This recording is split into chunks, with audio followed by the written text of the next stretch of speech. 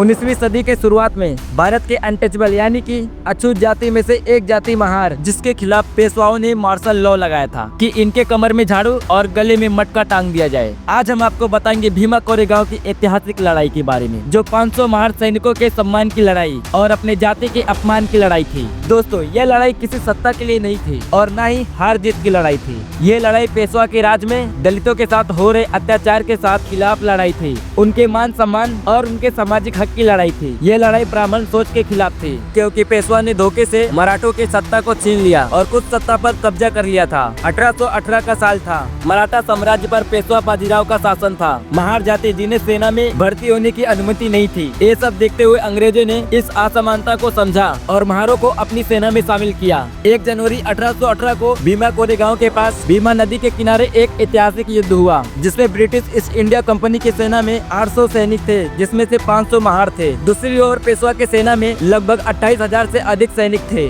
महार सैनिकों ने अपनी इतनी कम सेना होने के बावजूद साहस दिखाया। उन्होंने न केवल पेशवा की सेना को रोका, बल्कि उन्हें पीछे हटने पर मजबूर कर दिया। उन्होंने ऐसी बहादुरी और साहस दिखाया जिसके आगे पेशवा की सेना ज्यादा देर तक टिक नहीं सकी और ईस्ट इंडिया कंपनी इस लड़ाई को जीत जाती है। इस जीत की याद में अंग्रेजों ने भीमा कोरेगांव में एक विजय स्तंभ बनाया। ये स्तंभ आज भी उन महार सैनिकों की वीरता और बलिदान का प्रतीक है। बाबा साहेब अम्बेडकर ने इस स्थान को 1927 में दौरा किया और इसे दलित समाज के संघर्ष और सम्मान का प्रतीक घोषित किया। भीमा कोरेगांव की लड़ाई केवल एक युद्ध नहीं थी, यह सामाजिक न्याय और समानता की दिशा में एक ऐतिहासिक कदम था, जिसे आज हर साल 1 जनवरी को हजारों लोग यहाँ इकट्ठा होकर इस जीत को याद करते हैं। अगर आपको यह वीडियो अच्छी लगी तो हमारे चैनल को सब्सक्राइब करें और इस वीडियो को शेयर करें, ताकि हर कोई यह इतिहास जान सके।